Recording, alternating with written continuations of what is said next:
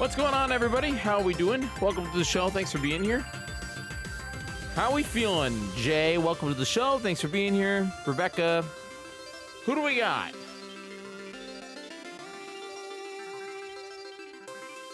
Who do we got? What up, Kyle? I always forget I gotta like move my stuff. No Jigtober overlay here.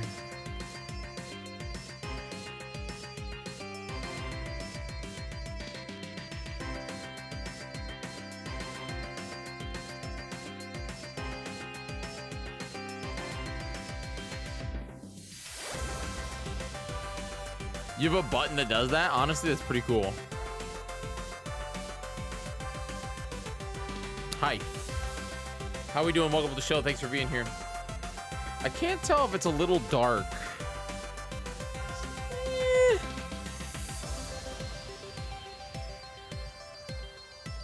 How we doing, though? Is the music a little too loud? Here, I can lower it. You used your stream deck for the podcast today. Automations is awesome. That's pretty cool.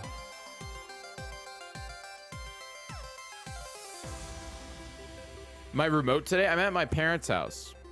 I'm on this setup. This setup, I love this setup, but it requires me to like actually set things up and all that. But yo, what up, William? I'm not remote. Honestly, though, that wouldn't be a bad idea. Would be to set up the IRL SRT thing and just like port forward, but then I still can't like cut between.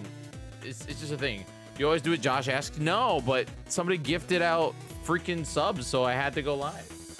Also, I wanted to go live. I was literally waiting to go live. It's just more of I was trying to get everything to work here. 1 second.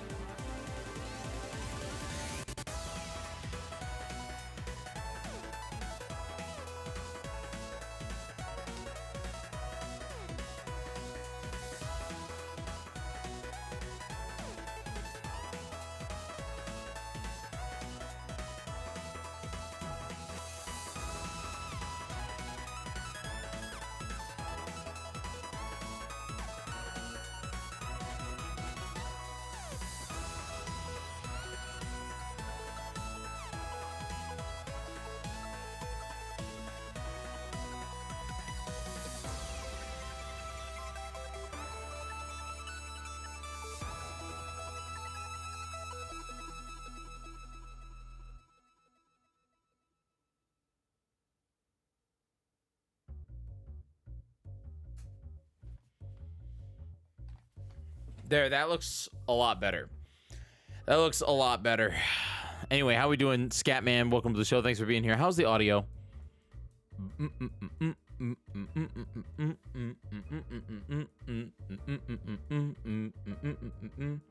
I gotta add everybody on Discord.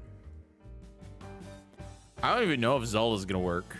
Before I like do any of that, will Zelda work? I don't have a controller.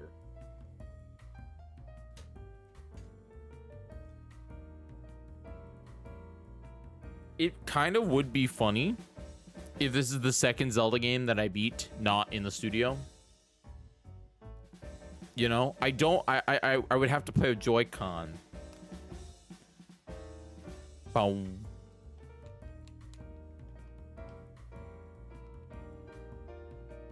Oh, there's a Zelda update.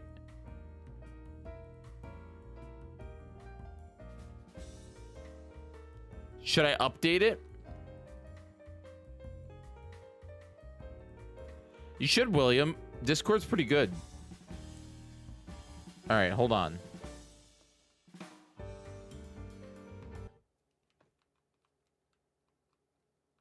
We do not have music. Can you guys hear the audio right now?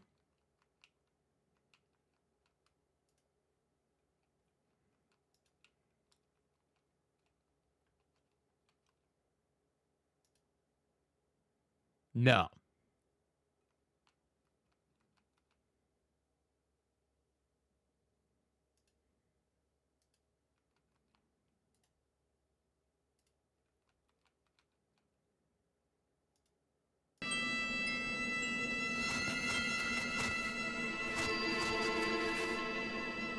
not spec. I'm gonna react to that. I haven't watched the 5-minute trailer, so you can hear the audio now, and now you can't.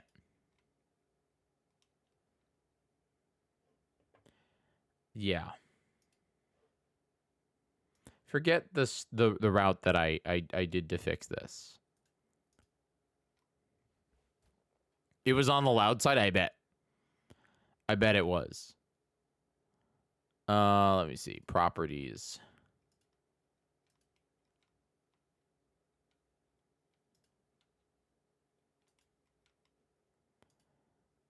Let's try and do audio monitoring device. Let's go with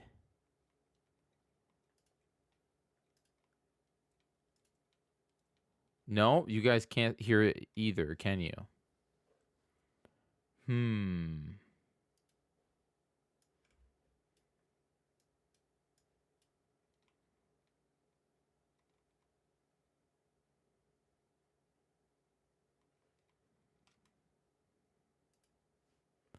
I always forget how to fix this. Basically, the monitoring device of the capture card does not go through.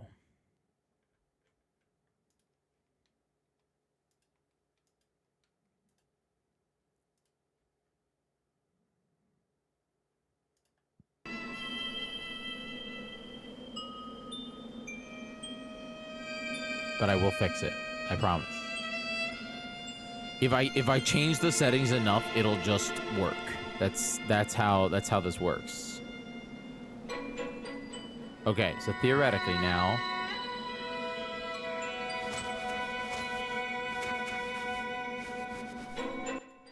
you guys should hear it. How's that?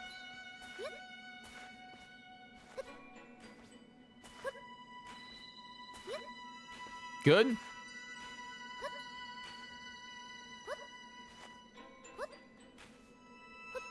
Are we good?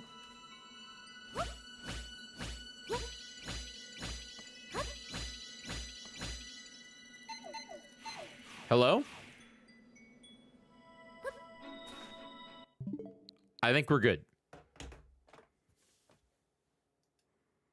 Hello? Chat? Wait, did I go offline? Hold on.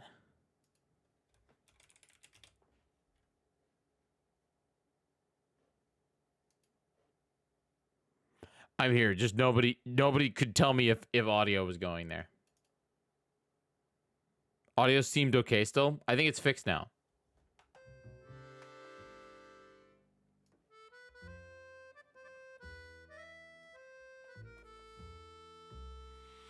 Okay, let me at everybody that I'm live. And let me tweet that I'm live.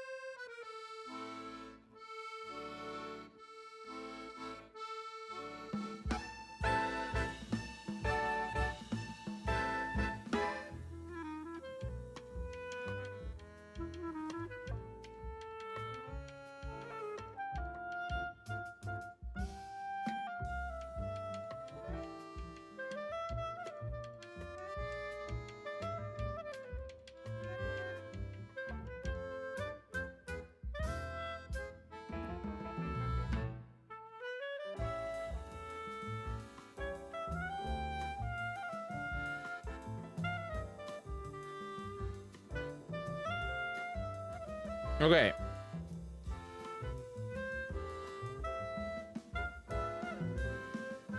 Apparently, hotels for MagFest are open, by the way. If that's like a big deal for you. Okay, so that didn't work. But thank you, Just K. I appreciate you. for subscribing. 11 months. You're 1 month away from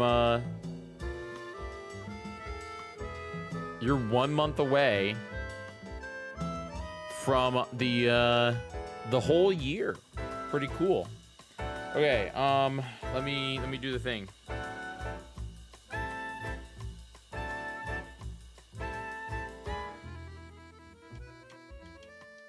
Oh, hotel for MagFest are sold out already. That just happened. That's crazy.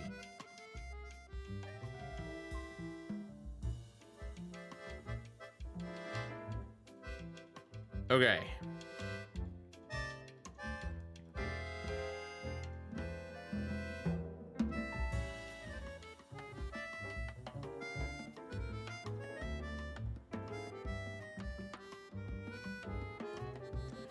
All right. I think we're good. Hold on.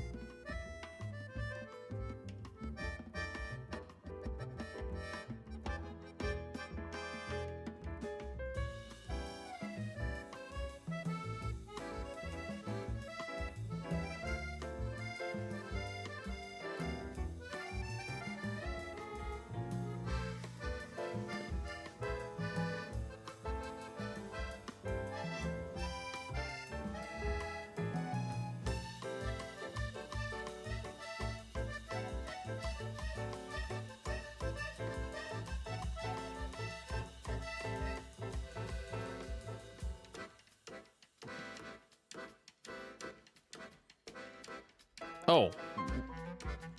Chat, why didn't you tell me that I wasn't on screen? I'm like sitting here like, why? What is happening? Anyway, I'm good. I'm good now. Hi. Welcome to the show. Welcome back. Thanks for being here. I think I'm good. I'm ready to go. I wanted to stream tonight, even though it could be a chill show. But I'm thinking it'll be better once people show up, you know? We just have to let people know that we're live. But today was a travel day. Tomorrow is definitely a travel day. But just pay attention, you know, to what's going on.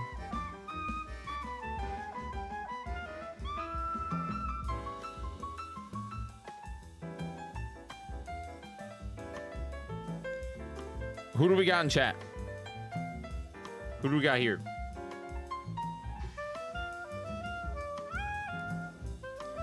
I think I'm beating Echoes of Wisdom tonight. How was your podcast today, Jay? Did you do anything fun? Did you guys have a good time?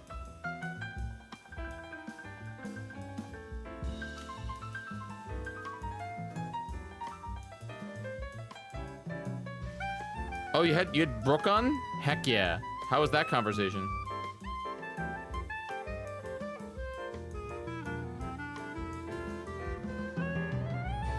Echoes of Wisdom.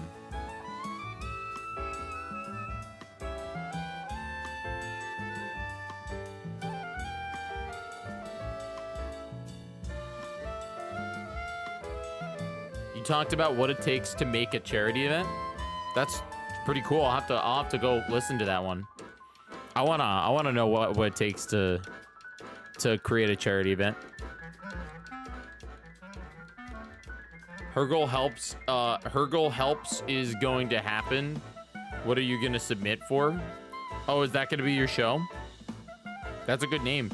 Honestly, I wouldn't make that the name of the show. I'd make that the I would make Her Goal Helps the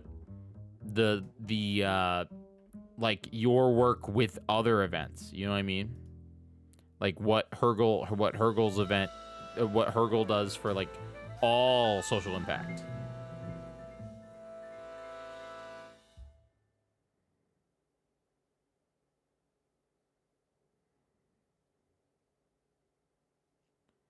There we go, because it's a good title. Join me at jiggy.live. You already have a charity event. What about Big Broadcast for Good? Don't get me started. I have not had a minute. I feel like I have had a minute, but I also have not had a minute. It's a lot. Like, everything is a lot.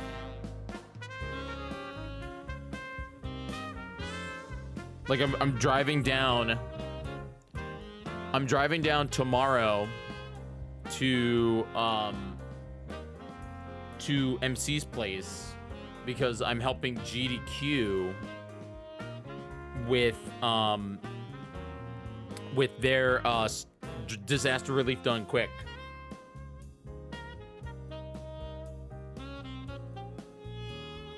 And disaster relief done quick is awesome. MC's, I don't think MC's involved with it, but he's like near where GDQ has their studio, so you know.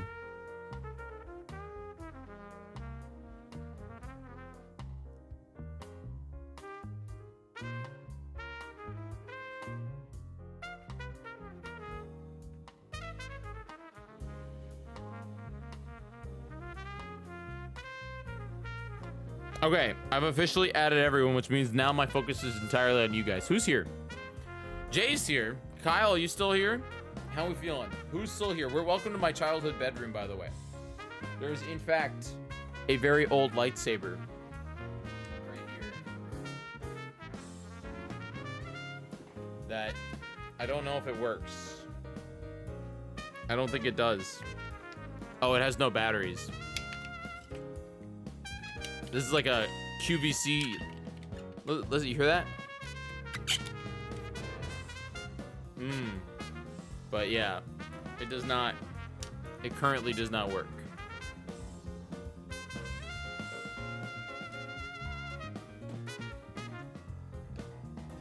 Because it needs batteries. I have to drive early tomorrow, but I kind of wanted a drink, so I made in my Jyggy.live mug or tumbler. I made a I got some chocolate milk, and then I grabbed a little decaf Javi, everybody, decaf Javi. So exclamation with Javi in the chat, decaf today. It's pretty good. I'm not gonna lie, decaf Javi with chocolate milk. Oh my god, you know, it's pretty great.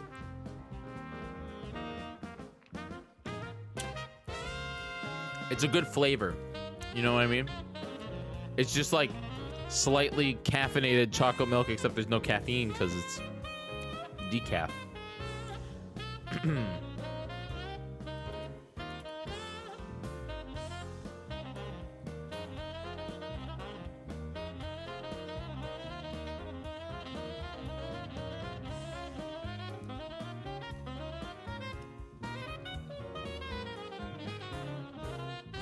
Ba-ba-da-ba. Da-da-da-do. Da-da-da-do.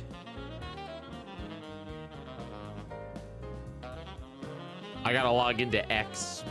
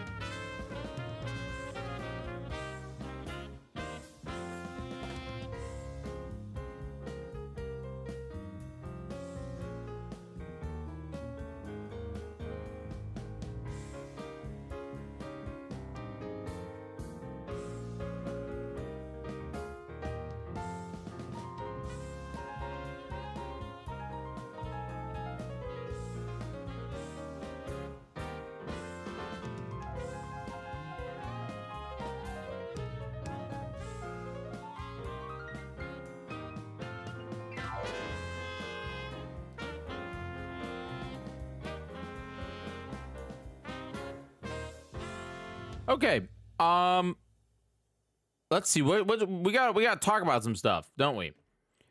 We got to talk about some stuff here. I saw that Nintendo put out a brand new product. Are you guys ready for the Switch 2?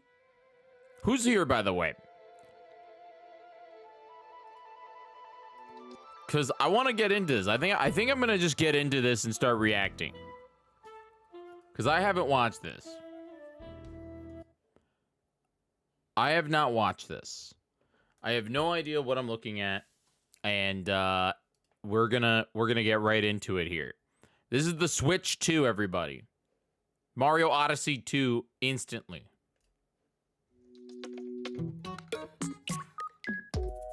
This is Nintendo Sound Clock Alarmo. And Are they actually calling it Alarmo? It's like a amiibo, but an alarm. interactive alarm clock that's out of the ordinary. Let's see what it's like to wake up with Alarmo.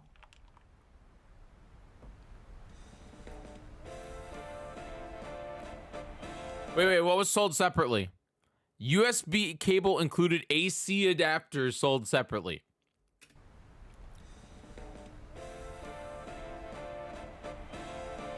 Oh, do you hear that? The alarm is going off. But Alarmo doesn't just play music to start your day.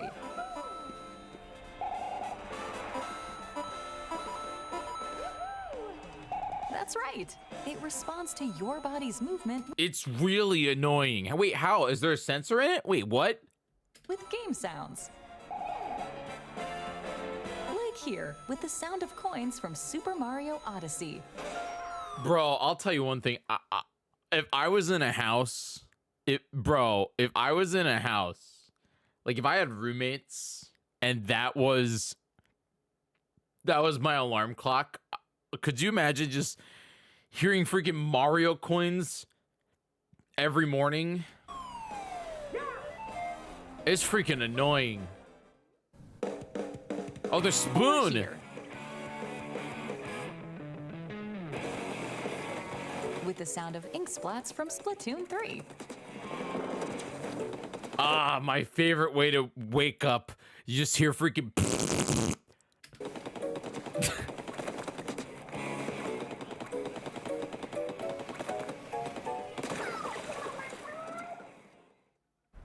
And here, from The Legend of Zelda, Breath of the Wild. Okay, I would wake up to this Combines song. with sound effects created by your movement, so you can start the day feeling like you're in the kingdom of Hyrule. I do that every day. All right, I'm buying it. I'm buying it, man. I'm buying it. I'm buying it just because it has that song. And when you get out of bed, Does it like celebrate? You get a fanfare? oh, a fanfare plays and the alarm comes to an end. Good job. You woke up. You see, Alarmo detects movement with its motion sensor. What the hecky? And responds to your actions with sounds.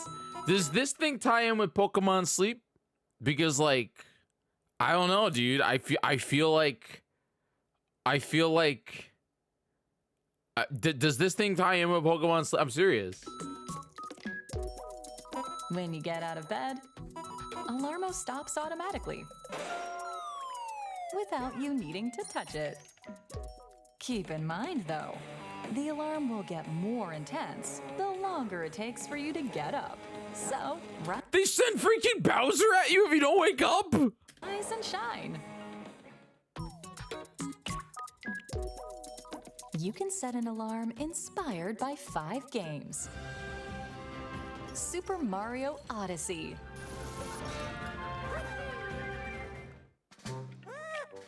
Pikmin 4. That one makes sense. Splatoon 3.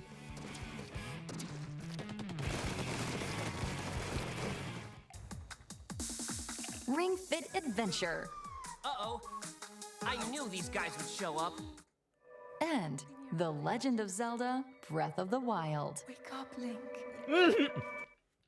That's what I was waiting for. I was waiting for Zelda to be like, wake up, Link, wake up. Each game features 7 alarm varieties Oh. known as scenes. Set alarm. And they all have their own combination of music and sounds. And when you connect to the internet, you can get more alarms as free updates as they become Animal available. Crossing? Yo, bro. Okay, hear me out. Okay, hear me out, chat. Hear me out. Okay? You just wake up every morning to freaking 9 a.m. Animal Crossing. Freaking 9 a.m. Animal Crossing New Horizons, you know?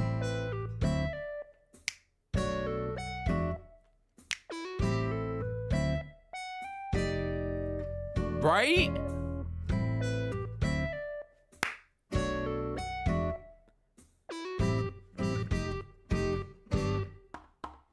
Get a little 10 a.m. in there too. Bow. Bow now.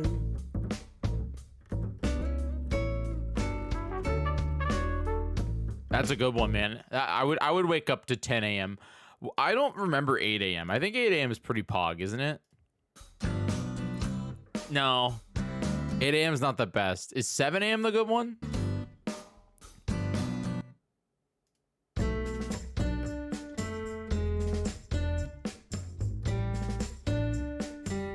It's not bad. I was never awake at this time to play Animal Crossing. For me, I was a 5 p.m. man. 5 p.m. Animal Crossing? Oh my god.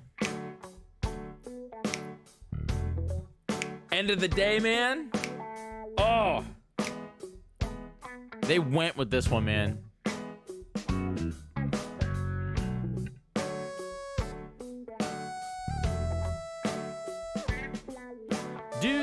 Do. Anyway, I'm sorry, I got distracted. Let's go watch the YouTube video. Besides the alarm function, Alarmo is packed with features to support you throughout the day, such as sleepy sounds, which play when you get into bed and help you wind down. That's incredible. Dude, I'm obsessed with that. Ending the day with the freaking end of day Pikmin sound. Records, which keep a log of your sleep and movement while in bed. You're telling me this thing doesn't tie in with Pokemon Sleep? That is the biggest missed opportunity ever. And Hourly Chime, which features various Nintendo characters signaling the top of the hour. Thank you, Joel. Add some play to the start of your day. Alarmo. For a limited time, Nintendo Sound Clock Alarmo is only available for purchase online by paid Nintendo Switch Online members in the US and Canada. Starting today, Nintendo's Sound Clock Alarmo will also be available to purchase in person at the Nintendo New York store while supplies last. Guess I gotta go. How much is this? How much? They didn't say the price of it. I'm assuming, what, $60? Is a $60 clock? $100 clock? No. Okay, all right. Maybe I don't need to buy it. Okay, I don't need to buy it. Plus, like, I'll be honest, it doesn't really fit my aesthetic. Like, it's a plastic clock. It's funny. I think the coolest thing about it is the fact that it, like, yes, it does like track your movement and all that stuff, and like it gets mad, but I don't know, like this thing's cool. It's weird that it doesn't tie in with it does not tie in with Pokemon Sleep. I feel like that Nintendo would want to try and maybe make it a real product and like tie it in with their other sleep related games. Or, you know, Ring Fit Adventure. I think Ring Fit Adventure has like a sleep thing. Like if they were trying to ecosystem this, I think it would make sense. But if it's just a while supplies last thing at Nintendo New York and online. Like, is it even still available? Can I buy it right now? Can I purchase it right now? Or is it sold out? Looking. No, it's still available. It's still available. It's not like a bad looking clock. It is an official Nintendo like product, but like, yeah, it's I don't know. Are anybody gonna buy it? Anyone gonna spend $99 on this clock?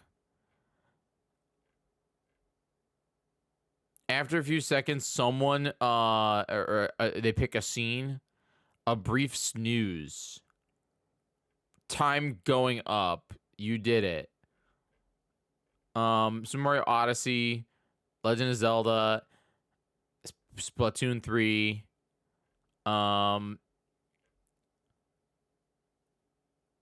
You know what I want? Okay, hear me out. Nintendo Switch, Nintendo Alarmo modders out there. Okay?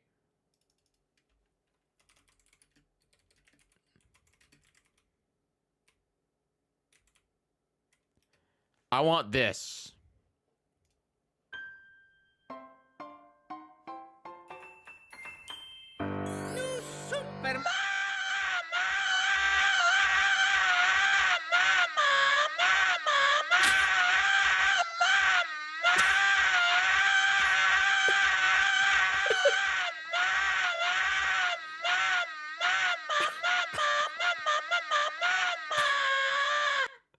That's how I want to wake up every morning. Okay? That's how I want to wake up every morning. That's how I want to wake up every morning to freaking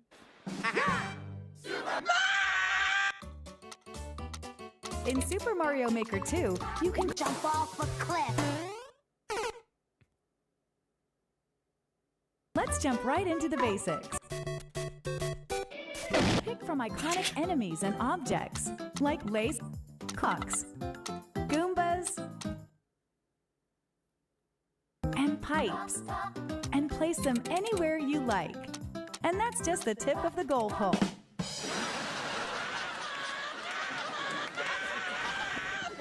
By combining a variety of parts, you can do some incredible things. Here I go!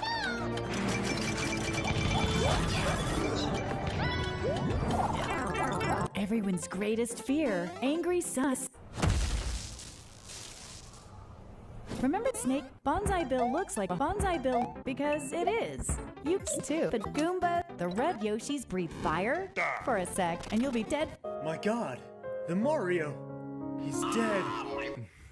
I can't watch this. I can't get this distracted. The last alarm clock I owned had an SD card slot with a USB port for custom music keys. I don't know, man. It's funny enough that Nintendo put this out because it's almost like it's a sign. Because I've been talking about how I really want a new clock, but this one's just not really my style. I don't really like the Nintendo character. This is clearly like just meant for kids, but it's not really even meant for kids. I don't know. I don't know who this is for. Is it for... You can buy the AC adapter for $29, by the way. Or $9 for the Nintendo USB A to C adapter.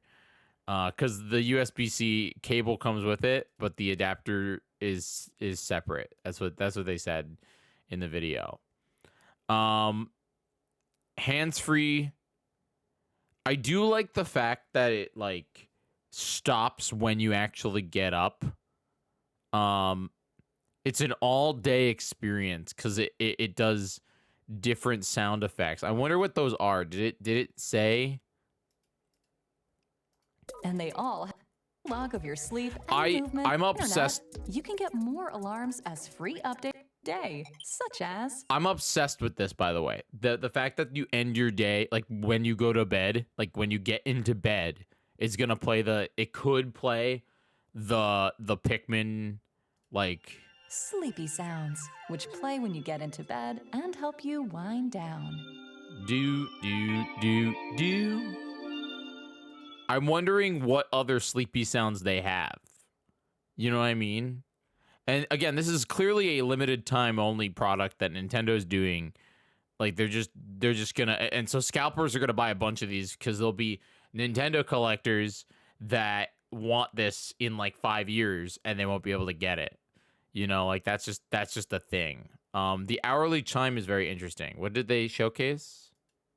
Records, which keep a log of your sleep and movement while in bed.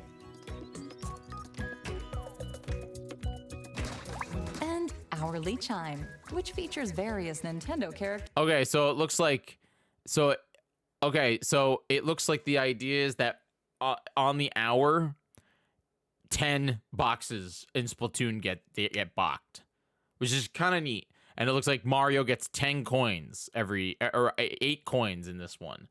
And Pikmin, it looks like it's Pikmin. They pluck Pikmin. They pluck 11 Pikmin, you know. Ba-bo.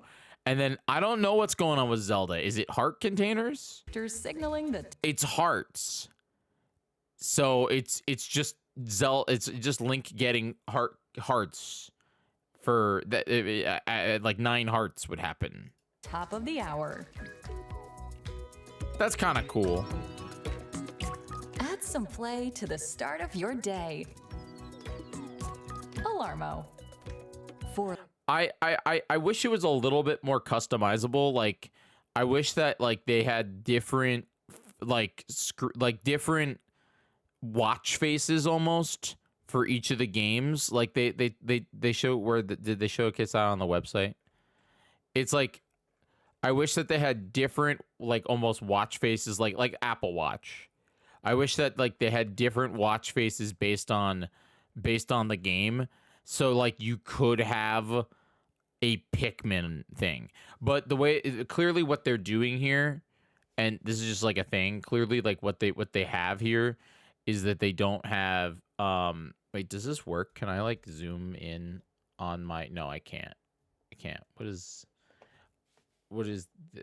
I gotta figure out like what is on my stream deck? Is it that's just F19. What does that do? Does that like zoom in? No. I don't think I can zoom in on this screen, everybody. Unfortunately. Nintendo Switch Online required to buy it, so that should cut out the scalpers. Why?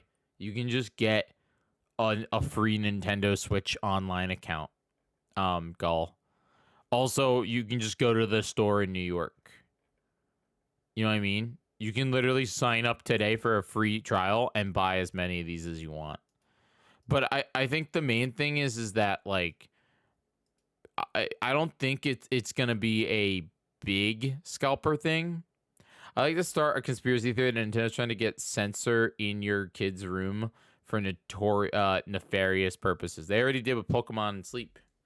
Pokemon Sleep is legitimately just they're tracking, you know. I think it's an IR scanner, by the way.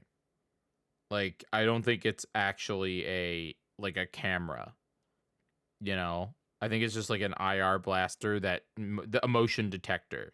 It probably is like the most cheap thing that they could find. But I don't know. It's like, it's cool. I just don't think it's my thing. I think that this is kind of like a prototype. And if I was Nintendo, what I would do is I would take this tech that they made, because they make cool tech, you know, it's not bad technology. But what I would do is I would try and I'd make version 2 of it, and version 2 of it would tie to different games, you know?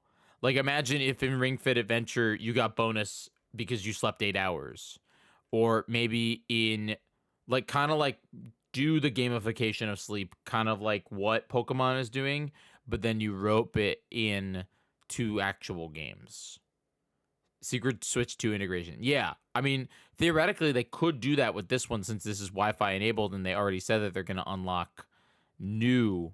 They're gonna unlock new versions of it. Like they're gonna unlock new stuff.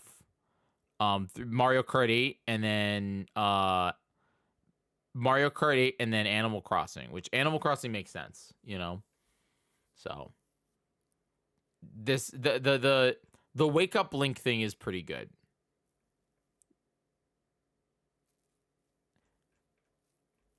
But anyway, that's cool. How we doing though, everybody? Welcome to the show. Thanks for being here. Thanks for hanging out. I don't think do I not have the Move plugin on here? Do I not have Move? Yeah, I do. I was gonna say it just cuts away. It's just weird. Anyway, how we doing? How we feeling?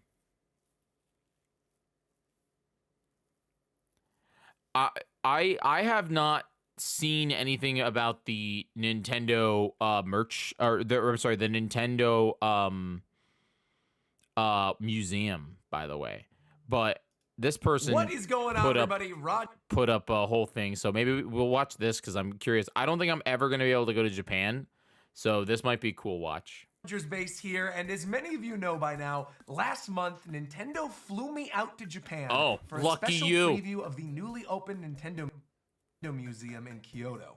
Now, I already uploaded a full vlog going over my amazing experience at the museum, but I know many of you had questions about specifics, and now that the museum is officially open to the public, I felt like now would be the perfect time to sit down and share with you all 64 things I think you need to know about the Nintendo Museum.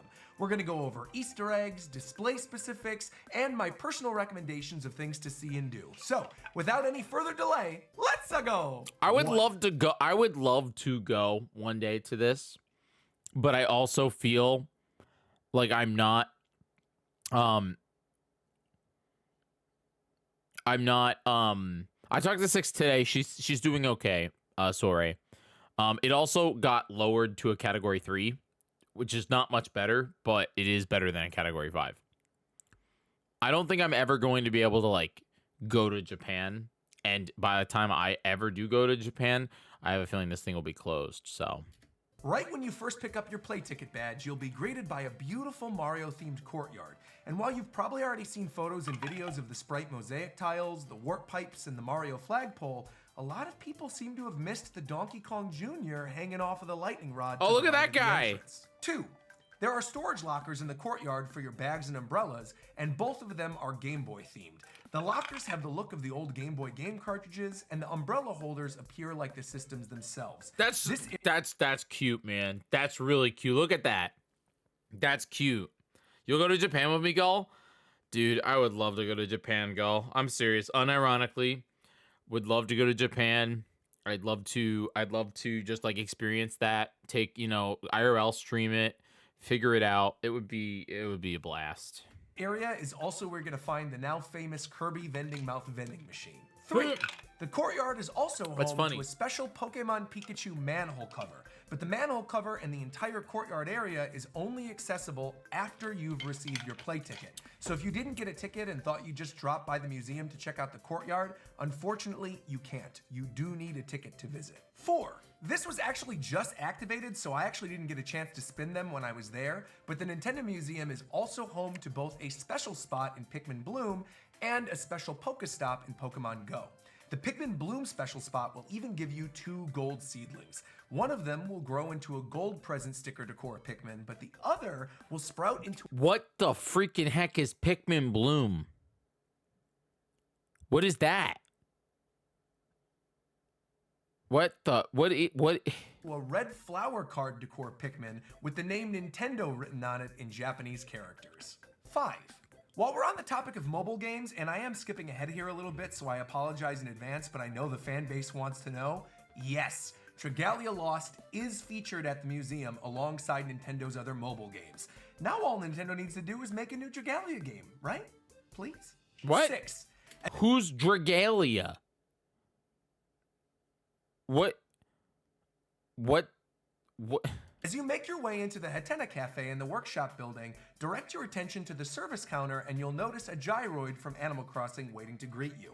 Look up and directly across from this little guy and you'll notice a gift balloon from Animal Crossing floating by.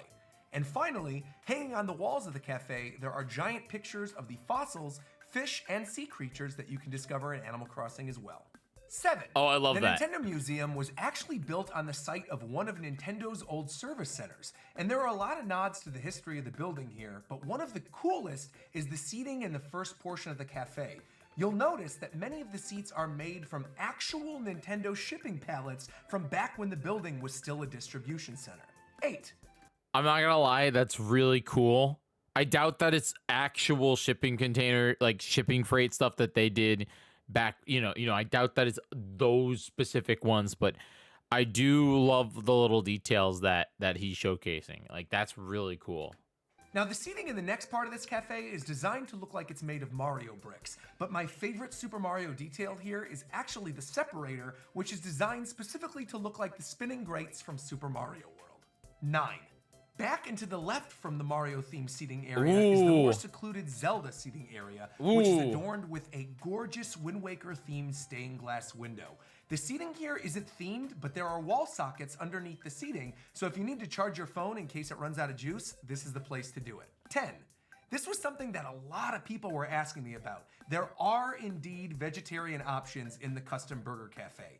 You can actually get a mushroom patty instead of a protein, and you're still going to be able to customize it with all. I think it was Minish Cap too, but we're not gonna spoil his fun, okay? We're not gonna spoil his fun. I didn't want to say anything because I'm not that big of a nerd, okay? All right, I'm not that big of a nerd, okay?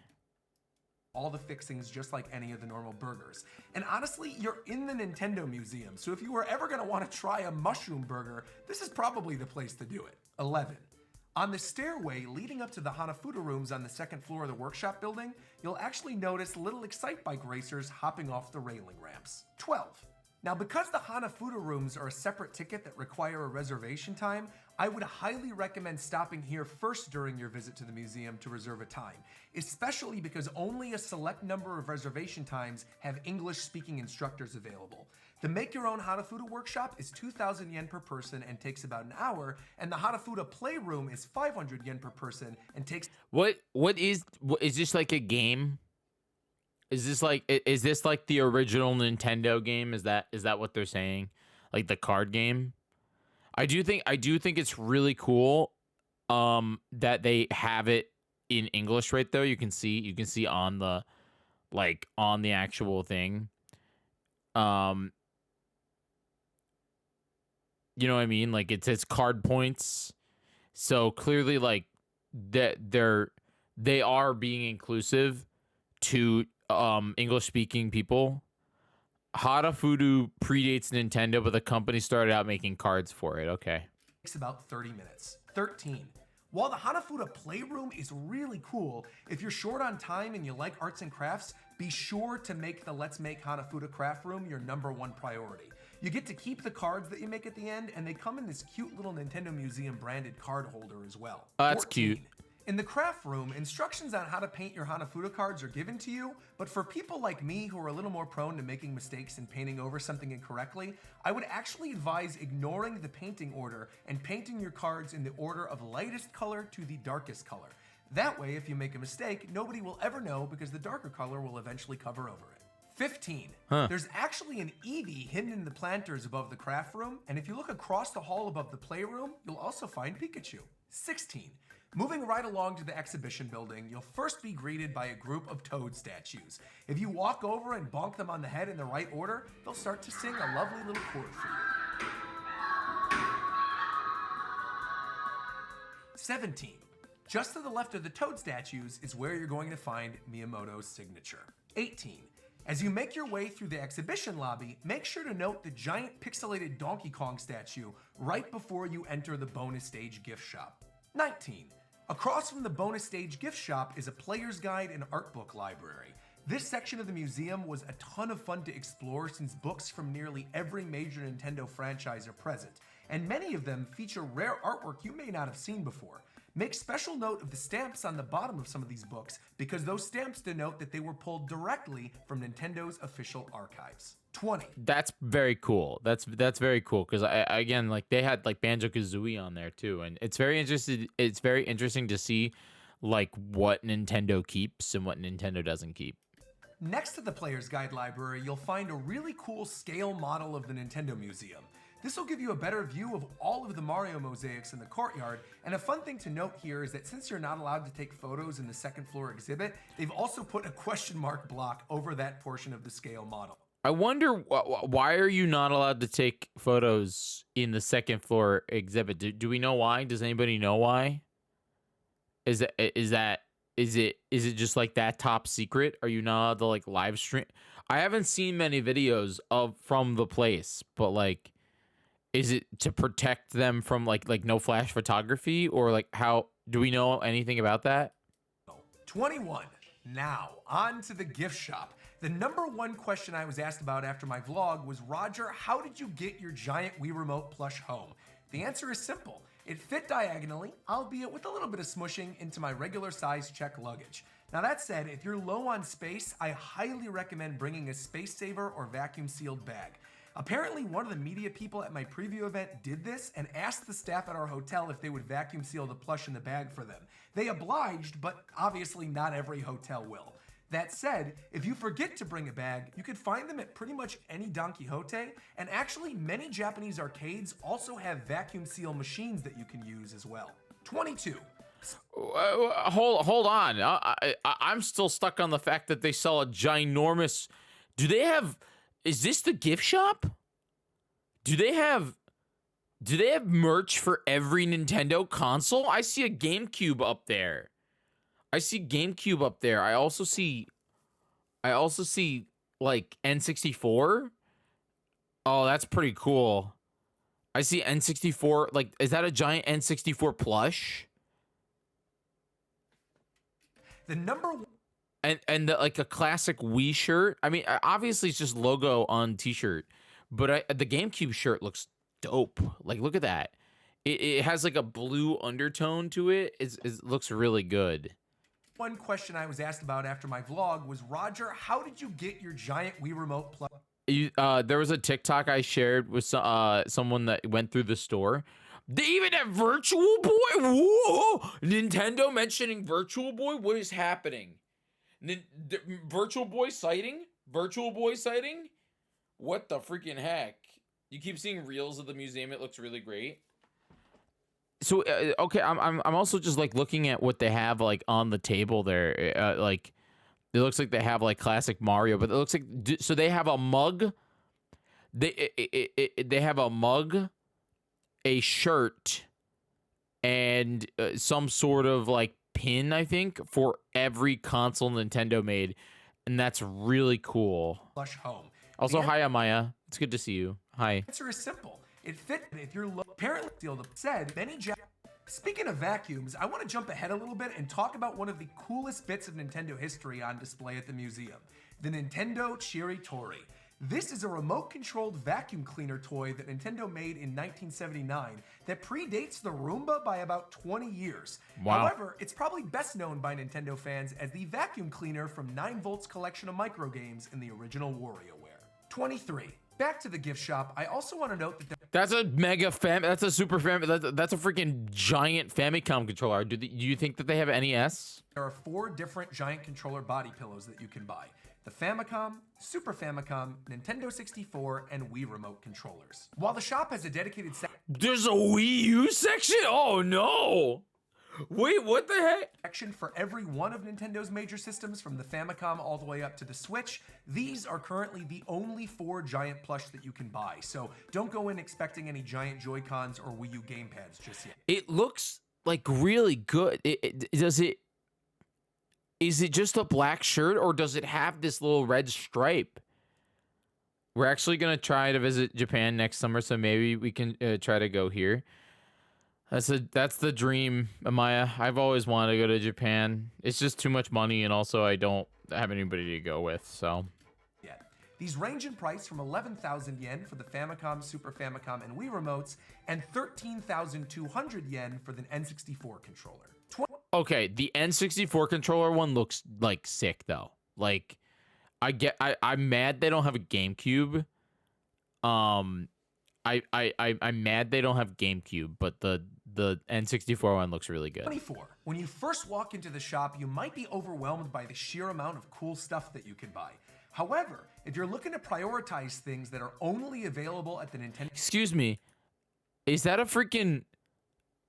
That's the disc system. What the heck? Dude, do they have everything? That's like the freaking the disc system. You can buy. However, if you're looking to prioritize things that are only available at the Nintendo Museum store, look for this gray square on the merchandise. Goods that can be purchased at other Nintendo stores outside the museum are noted with a red square instead. 25. While they weren't available to purchase when I was there, you can actually buy a reproduction of Nintendo's classic Ultra Hand toys in the gift shop. They go for 7,480 yen each, so they're not cheap, but if you're a major Nintendo history buff, I'd say this is probably something you're gonna wanna pick up since you can only get it here at the museum. 26. On the topic of prices, here is a list of all of the merchandise currently available at the Nintendo Museum with their corresponding prices that was put together in the store. Currently, after I published my vlog, so museum, my personal recommendation for the best gift to buy in the shop that won't break the bank are the Nintendo console themed sticker sets. There's one for every system, yes, even the Virtual Boy. They come with 20 stickers each and they're packaged in miniature versions of their corresponding systems boxes. That's adorable. I love that so much. The fact that all the stickers are in little boxes, so that means like even if you use all the stickers, you have a little box of every like console. That's really, really cute. Each set is 1,485 yen each, so they're only about a... Dude, $1,300 though? I thought it was supposed to be cheap in Japan. $1,300 for stickers? What the freaking heck, man? That's crazy. What, like, that's so much money, you know? That's a lot of money. $1,300? $1 more than the individual controller keychains, and considering the level of detail... Look at the Game Boy box. Oh my god, dude, nostalgia. The deep cuts on some of these stickers, plus the cute packaging, these are definitely a must-buy.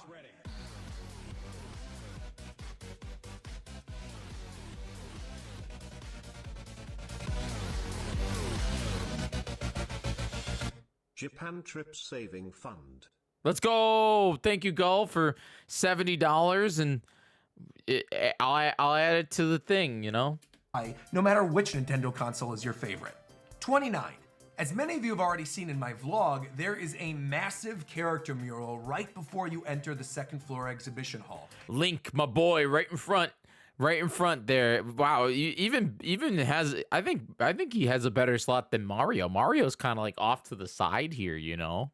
Nearly every one of Nintendo's franchises is represented here, and there are even games like Shin Onigashima, ARMS, Famicom Detective Club, and Snipper Clips that show up. Let me know in the comments down below which game you were most excited to see on here, or which... There are some deep cut characters, you know? There are some real deep cut characters. Once again, everybody, welcome to the show. Thanks for being here. I really appreciate it. I'm currently drinking our sponsor tonight because I'm traveling tomorrow. I'm traveling down to help with the hurricane relief event that GDQ's running, but still wanted to have a good night, so I'm drinking a little chocolate milk that I put a little decaf Javi in, exclamation point Javi in the chat if you're interested in Javi. Decaf Javi it's actually pretty good, man. It's pretty good. I've never had decaf Javi, but you know what?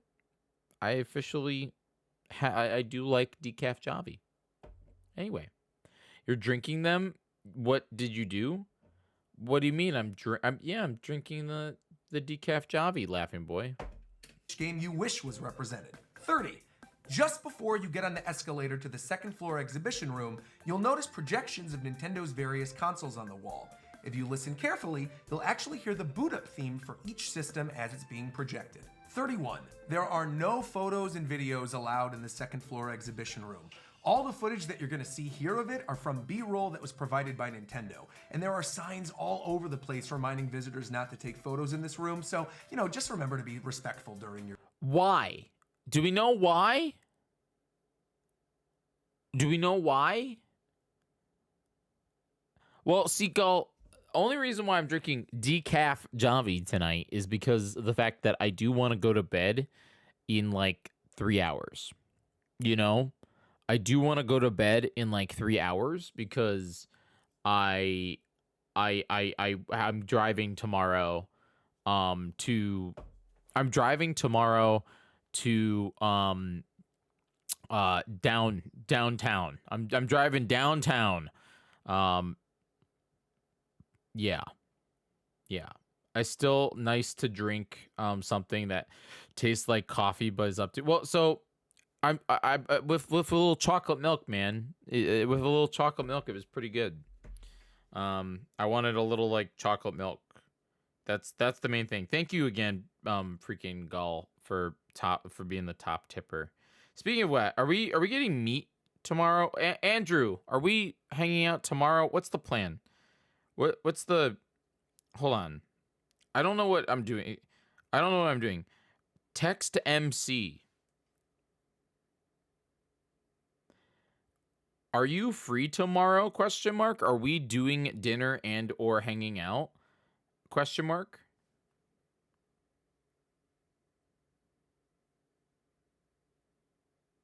He's a funny man, Brownie batter's still the best. I haven't tried it yet, but I do have decaf here.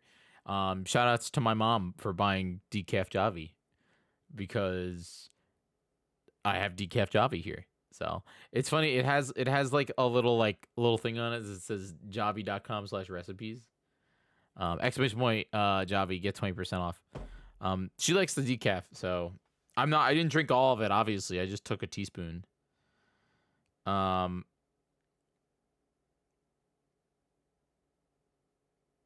I have to set up the IRL stream. I'm streaming tomorrow, period. Comma, but I'm down for whatever Friday and Saturday before couching. So yeah, Friday I'm free too. I'm like gonna go to the studio. I don't know. I'm just going down there, I'm just going. I have no plans. I mean, I have one plan, but yeah, I don't really have plans. Anyway. Your visit. One of the reasons I suspect we weren't allowed to film here was due to the fact that the original blueprints for a lot of Nintendo's consoles are actually publicly visible here for the first time in the That's very cool. Cases. 32. This room is actually much bigger than it initially appeared in that Nintendo Museum Direct. All of the systems have their own dedicated display cases, and all of the display cases are double-sided. The front side will show you the key titles for that system, along with their regional box art, sales breakdowns by region, and in some cases, key accessories like Rob the Robot in the Famicom display. The back side of these displays detail more in-depth information on the features of each system, as well as nearly every special edition version of every Nintendo console ever made. Many of which I'm going to individually highlight in just a little bit. But I also want to note that these backside displays also highlight select third-party titles as well. 33.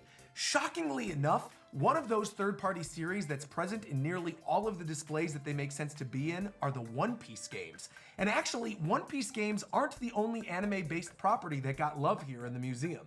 Most of the major Dragon Ball titles and Naruto titles are in the display cases as well. Why? But two of the games that I was particularly happy to see here were Jump Superstars and its sequel. Yeah, Magfest Room Lotto was borked this year. Everything was booked up by person 600 in the lotto, so that was fun. I saw that nobody got hotel rooms and at all. Like it was like a mess. Yo, thank you very much, Jamie, for bringing your friends over to me. I appreciate you. Like, did you end up getting a room, Amaya? I don't know how it works. You were 1894 and there was nothing, like not even in the other nearby hotels, which there should have been. Nimble Shadow Clan descended with snacks. Is that like a thing? Not no. From what and not from that. Andrew is working on booking something down the street. Did you look at Airbnb? I don't know. Some people are saying that they might have to do the inauguration day between 3 days before. Wait, what do you mean, Laughing Boy? Like you're gonna have to do a thing where you book like a whole week at the Gaylord. Because I know some people were talking. I have done that in the past. So people are booking rooms months in advance for that. We're talking a little bit about MagFest here. I didn't even try. I my brain hurts, man. I traveled today and now I'm home and I wanted to stream, so I'm here and I'm streaming and I'm chatting with you guys and I'm gonna play a little Zelda. I don't know if I'm gonna beat it tonight. Probably not. I probably am not going to beat it. But I'm watching this video about the Nintendo store. I don't know how many times my title of my stream is gonna be. Will I beat Zelda tonight? Probably not. But one thing that I'm bummed. I lost my. I did a bad thing, guys. I lost my. You can go to MomoCon now. What? Because of MagFest? Because you can't go to Mag. I feel like they. I feel like they are going to. They haven't put up submissions yet, right? They haven't put up submissions yet for media or for like content, because I think MagFest might be the first like event that I submit Jyggy like my road show, the Jyggy Road Show. I really want to submit the Jyggy Road Show to MagFest. But the thing is that the only way that would work is if I get a hotel, if I actually can do the hotel. So, yeah, I don't really know. It's interesting.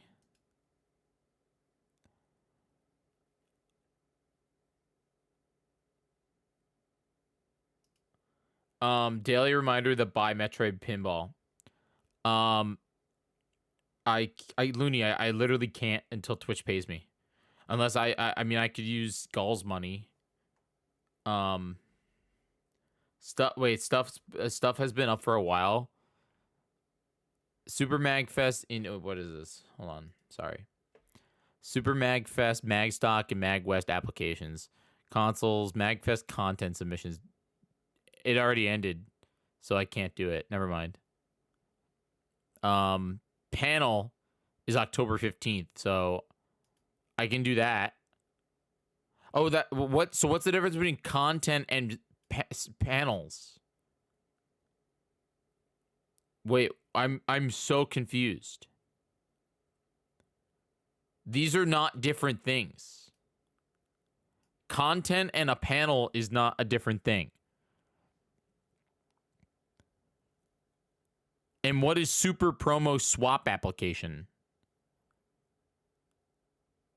But I have had a friend get his panel in during the previous year, and you also get a free room. Well, the thing is the Untitled Jyggy Roadshow is not done yet. Untitled Jyggy Roadshow. Dude, I need to. I'm a little overwhelmed with all the things I have to do, but I really do want Untitled Jyggy Roadshow to happen. You only get a room if you're a guest. Well, yeah, I want to be a guest because I can't afford to go if I don't have a room. So I literally can't afford to go if I don't work. Become a panelist doesn't guarantee you a room. Untitled Jiggy Roadshow. I think I'm gonna take what I wanted to do with Zelda Universe, since they've been dragging their feet on it, and make it the Untitled Jiggy Roadshow. I think that'll be fun. Is Jiggy Roadshow like Antique Roadshow where you're appraising Zelda games? Okay, that's kind of funny. No, my main thing is the Jiggy Roadshow. Hold on, do I have music?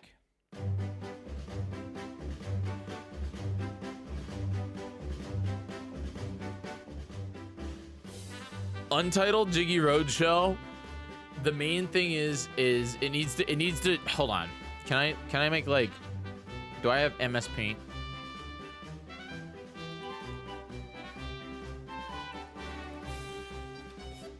So the big thing is it has to do 3 things. Number 1,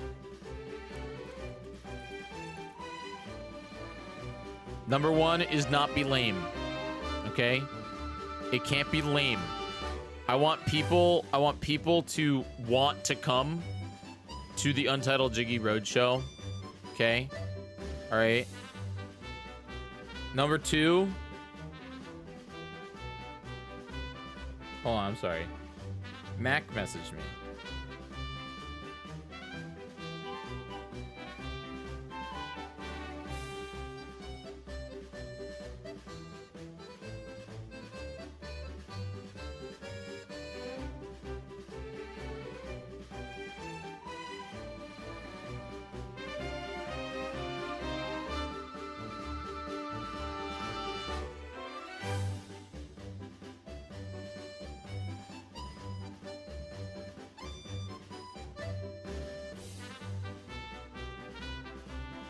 MC messaged me. Also DM messaged me. People are cooking.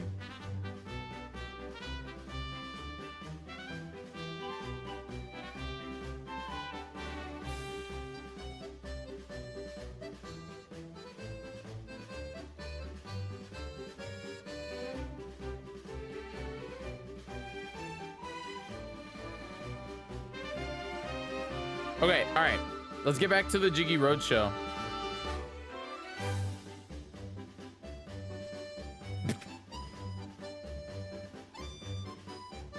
No.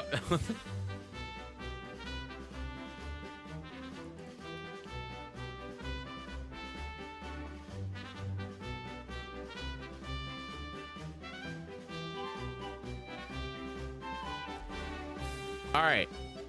So, here's what I got. The rules for the Untitled Jiggy Roadshow. Number 1 is not be lame. Okay? Number 2, it has to be entertaining.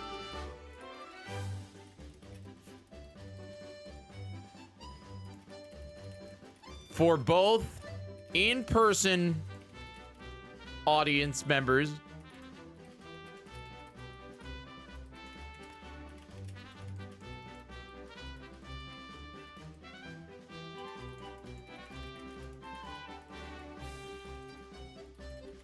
and viewers at home. That means it has to be produced. This is something I think even Throne Controllers does not do properly. It's not John's fault. It's just more of that it could be done better. I think that Throne Controllers is primarily an in-person show that is not very fun for people watching at home. I want to change that, okay? I want to change that for Jiggy Roadshow, for Untitled Jiggy Roadshow. Number 3, it needs to have audience participation,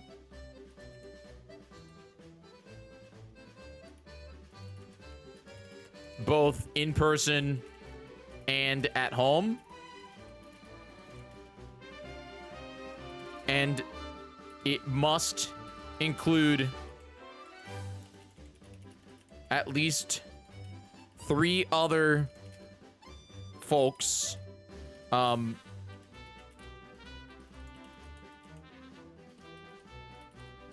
3 other hosts, not just myself. So there'd be 4 of us all together for each show. Okay? Those are my 3 check marks that I want. Okay? It needs audience participation that at home and in person, but then it also needs to include at least 3 other hosts, so then there's 4 of us. My goal would be to have 3 to 4 hosts, including myself, each time. Okay? And this goes for this is the road show. So to me, I've been thinking about like different structures and what I want to do, but I like the idea of like a debate. I like the idea of a debate. I like the idea of kind of like a performance. And I like the idea of it being like almost a big filibuster. The problem is, and this is literally just a thing that happens, okay, is that this whole thing right here, all right, this whole thing has to be done in around 1 hour. Because that's usually how long panels are, right? Laughing Boy, you have experience with it. Panels are usually about an hour, right? And they do not budge on time. You know what I mean? Like, they don't budge on time because they have another panel they have to set up for. So, in reality, yeah, 50 to 55 minutes, but if they say an hour, yeah. So we have 1 hour, which means that when we get there, say we have 10 minutes to set up. I'm gonna be generous and say we have 10 minutes to set up.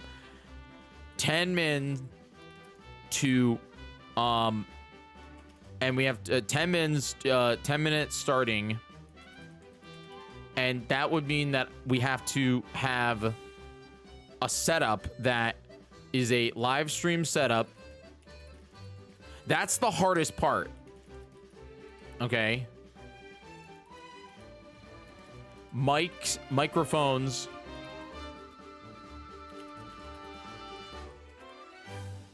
Live stream setup, mics and cams needs to happen in that 10 minutes.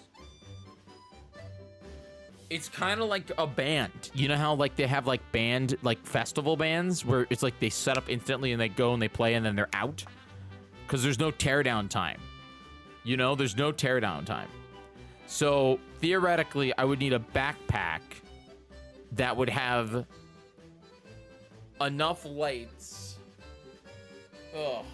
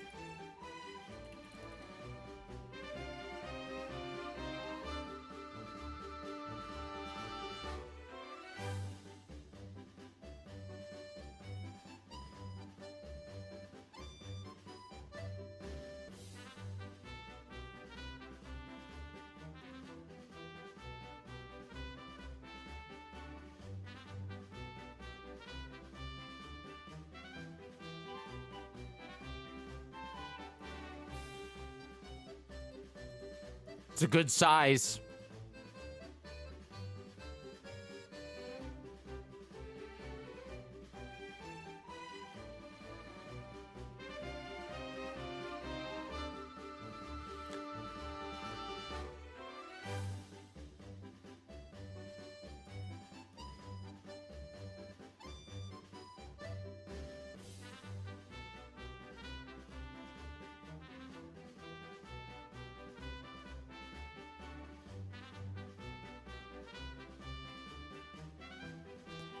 Okay, so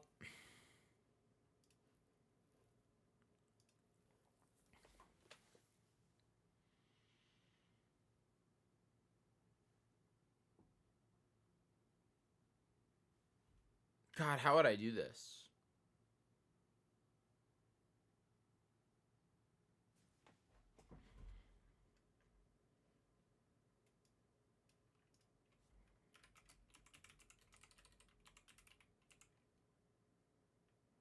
Three cameras.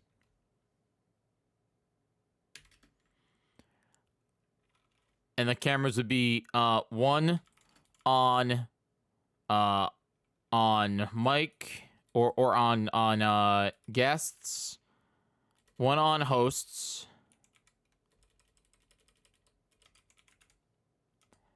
host camera, um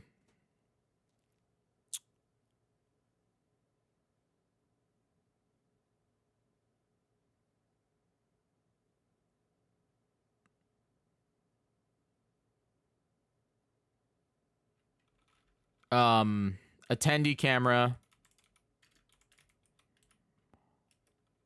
floating camera.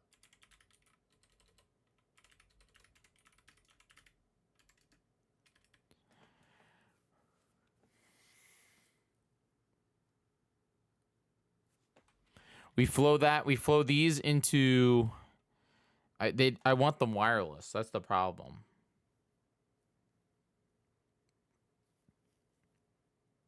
Plus, here's the real thing.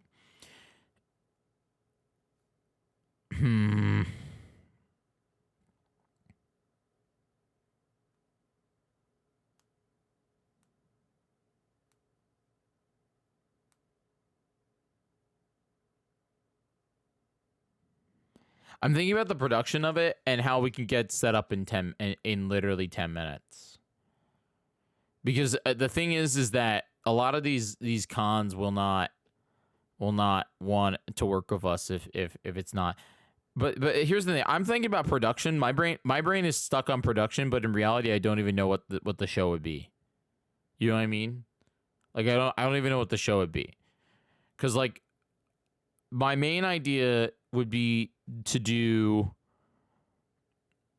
the idea being like the show is Zelda hot takes.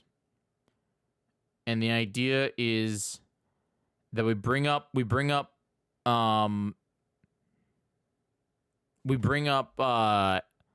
guests. You know, we bring up guests and I get the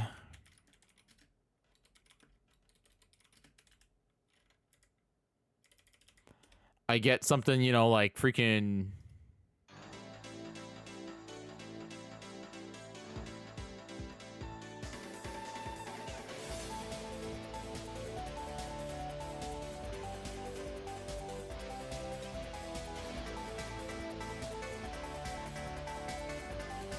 and the idea is that like they come up and they say their like hot take, and you're allowed 1 minute to express your hot take starting now, and then audience participation, because remember that's part of the what we need would be then the winner, that the audience keeps them up and down. I don't know. Because I want it to I want audience participation, and I don't necessarily think it needs game. Like I don't know if we need a video game. But also my brain is like, maybe I need a video game. I don't know. Creating this roadshow, like that's the thing is like I know I can do it. I've just been pushing it off so far. Like I've been pushing it off like crazy. And in reality, I don't have an idea. I don't really have an idea right now. These are the things that I want to do. The other option, because I mean, here's the thing: all cameras have to be wireless. All cameras have to be wireless. I mean, not all of them, but no, they should be.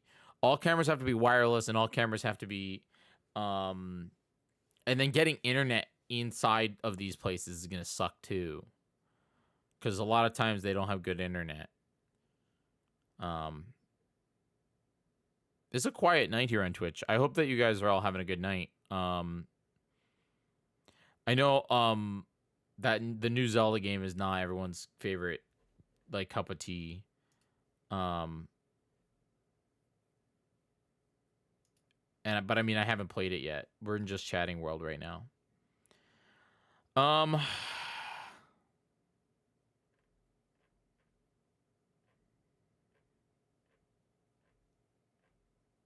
I feel like I don't have I feel like I need a really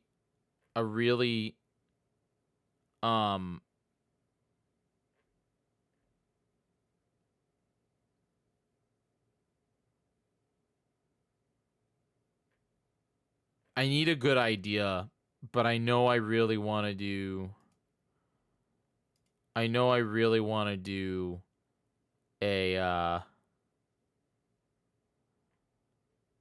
I do want to do a road show. Cuz I've been dying to do a road show. I really have been. I don't want it to be I mean, they don't make late night style shows. I mean, they don't do like if I was to do late night with Jyggy, that would just be an interview. You know what I mean? And I don't want to do I'm not popular enough that people will come just for me. That's the real thing. I'm not popular. I am not a big enough streamer that people will just show up to a panel because Jyggy is hosting it. No one knows who Jyggy is. You guys do. But if I make it like almost like a cult classic style show where, you know, people are, if I bait people with a good enough title, people will come to the event. You know what I mean? If I bait people, it's such a okay. You know what? I'm gonna call Crafty Boss.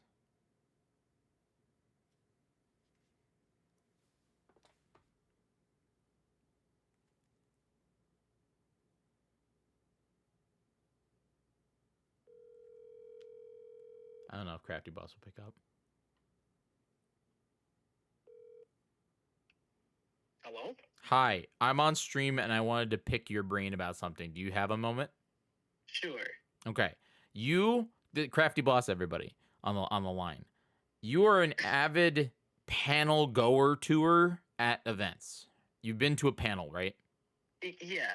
Yeah. Generally. You've been to a panel or two. Mm-hmm. Can you, when you go to these panels, do you scope them out beforehand? Is it something like what makes you pick to go to a specific panel when you're at an event? It's usually something that piques my interest. I usually go on the like scheduling, whatever. If it's like a website or if it's the app or something like that, I'll just look at panel schedules, and if it's something that looks interesting, if it's within my schedule, then I'll go. So, is it like, do you get clickbaited more or less sometimes? Yeah, I mean, I feel like I kind of treat it like how I guess a YouTube video kind of works, where I'm just like scrolling through YouTube and I'm like, oh, that video looks interesting, so I'll click it, and then if like I just drop everything.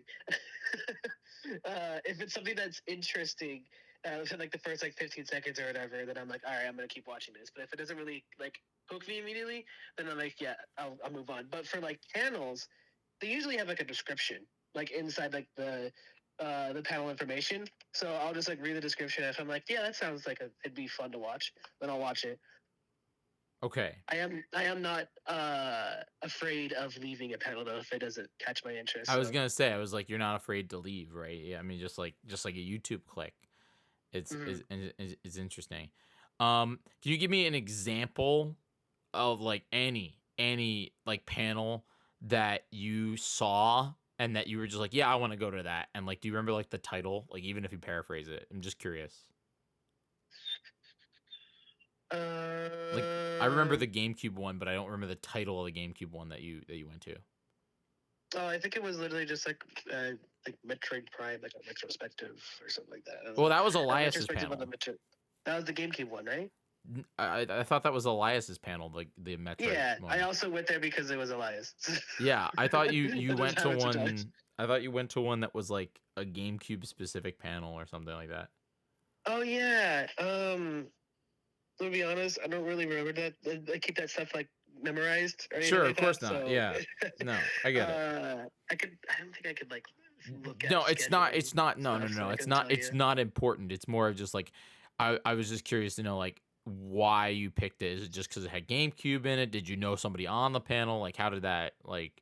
I honestly, I think for panels, it's more important to make your name of the panel be like an elevator pitch almost of like what the panel is. Then it's gonna be like more than a YouTube video being like a clickbait. Where I feel like with a clickbait, you're like, you won't believe what this video has to offer, but like a panel would be like, what's going on? Like, what is this panel about? Like, oh, it's about the development of Twitch extensions and how to do that, because that's the last panel that I went to. That's the one I remember. It was at TwitchCon. But like just like I feel like the name that describes what the panel is going to be about is much more important than clickbaiting me into going to the panel, because if it's like a name implies, or if it's like a clickbait, I might just be like, oh, I got baited. I don't actually care about this at all. I don't want to be here. But I already invested my time going over there. But I don't know. So like, what if I was to create a panel called "The Many Pants of Hyrule," and the description is a panel where we discuss Link's pants, but then in reality, the panel is not. It has nothing to do with Link's pants, and it's really a debate panel and a big show. I mean, I feel like you would probably have a better success literally just saying that. Like, it's the game show, the Zelda game show or something like that. People are I love game shows at like conventions, like for sure. It could be about literally anything, and people will go if it's a game show. I feel like there was one that Pooh was part of at TwitchCon this year, and I didn't even care. I was like, it's a game show. I'm gonna go. It seems like fun. I don't even care what it's about. It was just a smarter than. Are you smarter than a Twitch streamer? I think it was what it's called. And yeah, I enjoyed myself. It doesn't matter. It didn't matter if it was. It could be literally any game show. It'd be great. So I wouldn't say that you'd have to, like clickbait something like that. But I wouldn't say I wouldn't not go. See, like that's why I'm thinking. My brain. The only reason why I thought was just like if I put Jyggy Road Show or whatever, like the Jyggy Show or whatever the heck it is, no one's gonna come because in reality they don't care about me or know me. But if I do something completely obscene, like a panel about Link's pants, and then it just happens to be a Zelda debate game show where it's all about debating the hottest Zelda takes, I think that everybody that was curious about why the heck we were doing a panel about Link's pants would stay for the debates. But I also think that just saying, the Zelda hot take show or whatever, that would get people to come. But like, I need to, I don't know. I feel weird. Yeah, because like, I guess because there's the 2D versus 3D debate that. But it wasn't. But it wasn't. Oh my god, it wasn't. I understand Zelda Universe's perspective. I was glad that I went to that panel, but that wasn't actually. That was just them saying it fell into the educational category, and I hate educational panels. I hate school.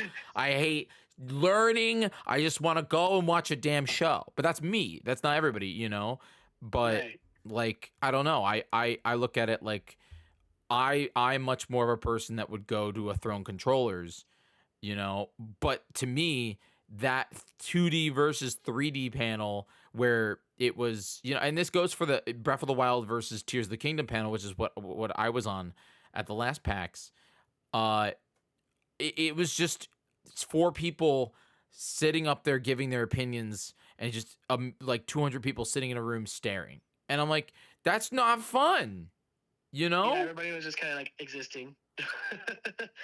Like, and that's not not really having fun. much input. Yeah. I had fun, but I was the one talking. I had fun because I had Laughing Boy and Josh and oh no, Josh wasn't there. Oh, Laughing Boy and Elias and actually I think Josh was on that panel. I forget, but I had fun because I could talk.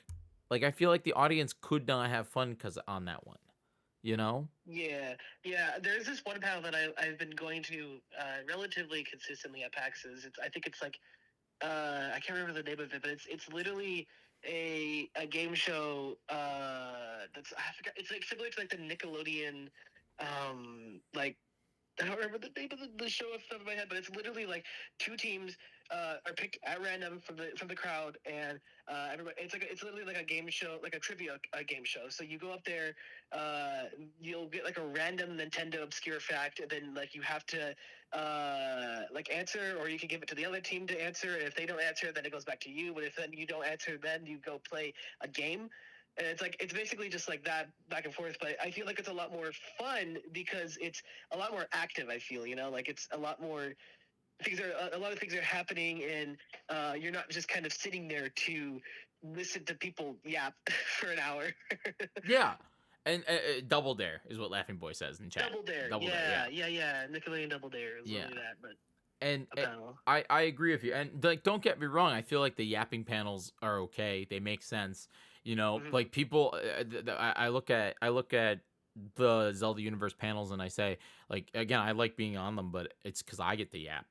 I don't think I would have a good time going to a Zelda Universe panel if I was sitting in the audience because I don't really feel like there's any. You don't learn anything and that's just that format.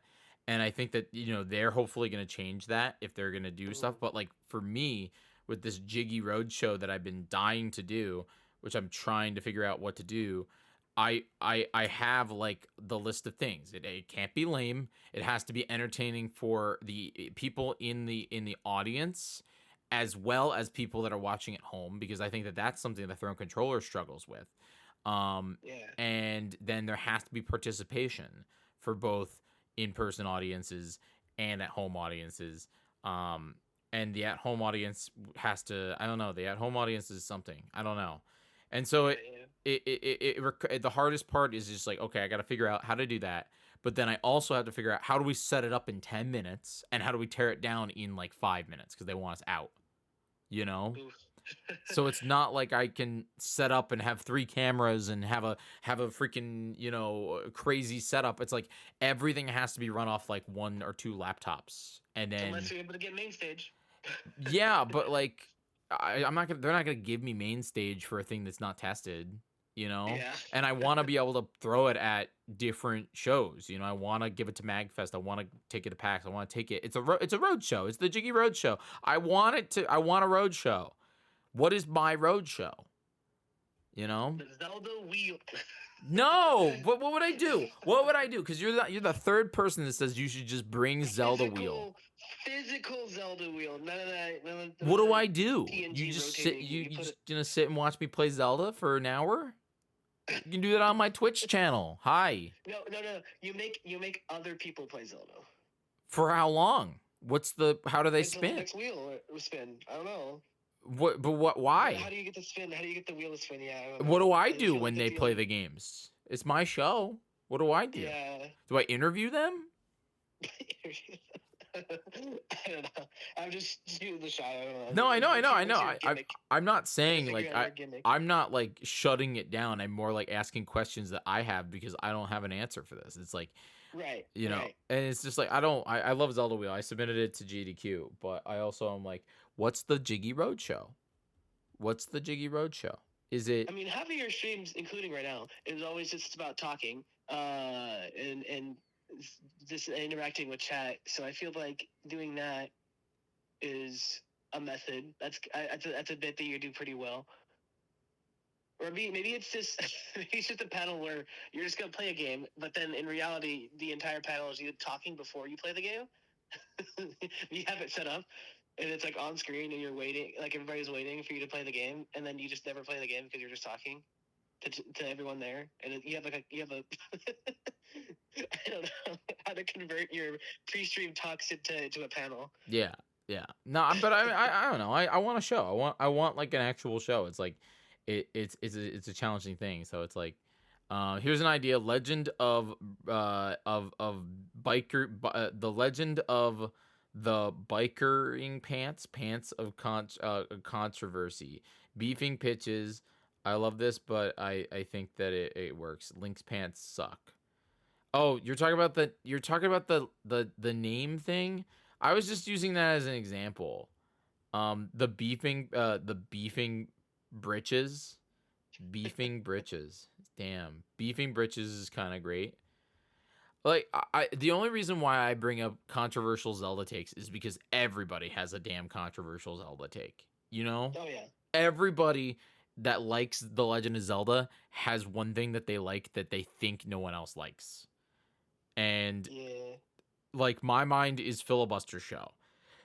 And like the original concept was like, okay, two people come up, they both have 1 minute or maybe, 2 minutes, probably 1 minute to describe their Zelda hot take.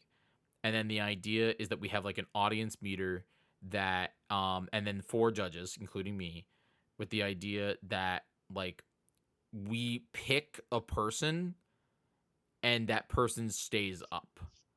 Like basically it's almost like a battle of whoever can keep like is that hot take worse than the other person's hot take? You know what I'm saying? Yeah. Like to find the ultimate hot take. Yeah, it's King of the Ladder. It's Minecraft King of the Ladder, but the idea is that or King of the Hill, I don't really care. But the idea is that the chat, the audience, and ourselves vote to keep the person up. You know what I'm saying?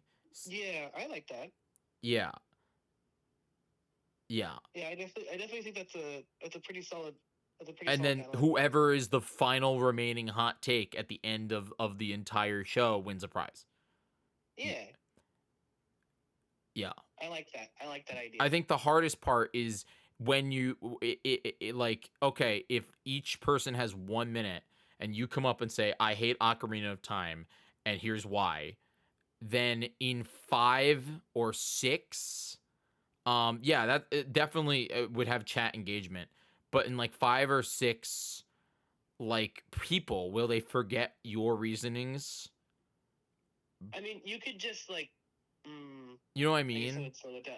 I was gonna say like a repeat after everything, or maybe you could just have a person on like, I don't know, like a notepad or something like that on the projector, because a lot of places have like projectors for panels that just writes down the current hottest take.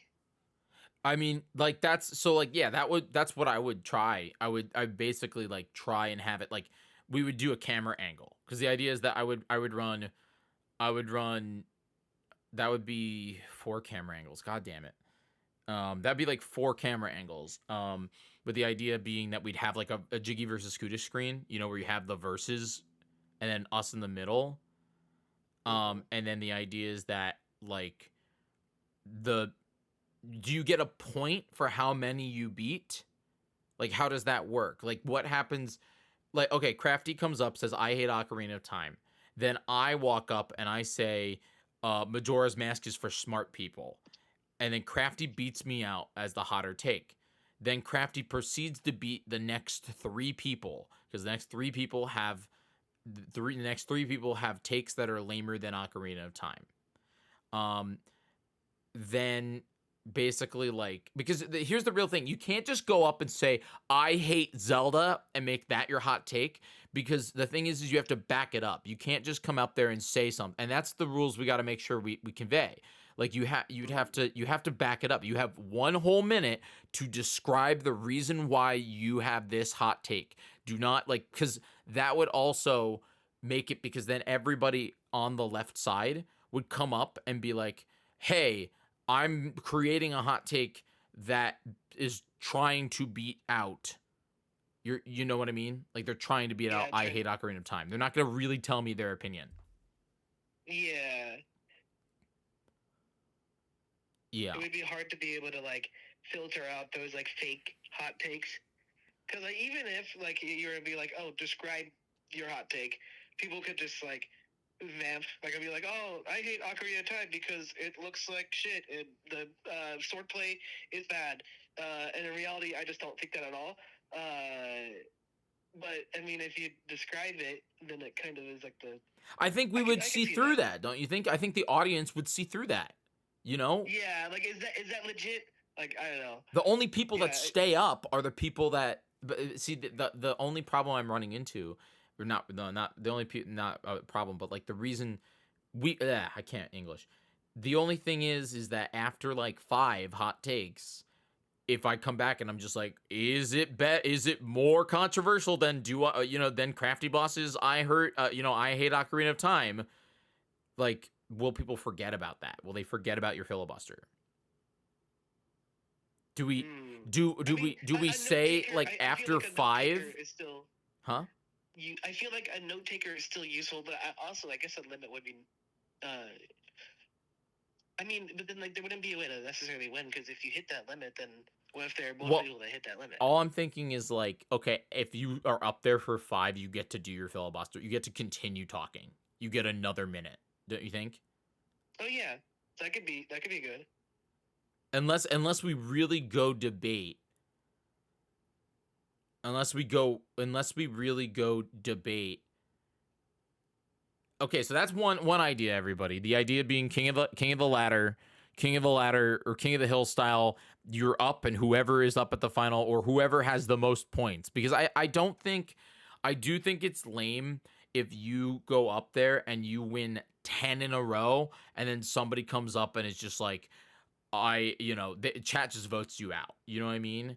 Like, so I'm thinking a point system is the idea. It's like you get a point for every hot take that you beat with your hot take.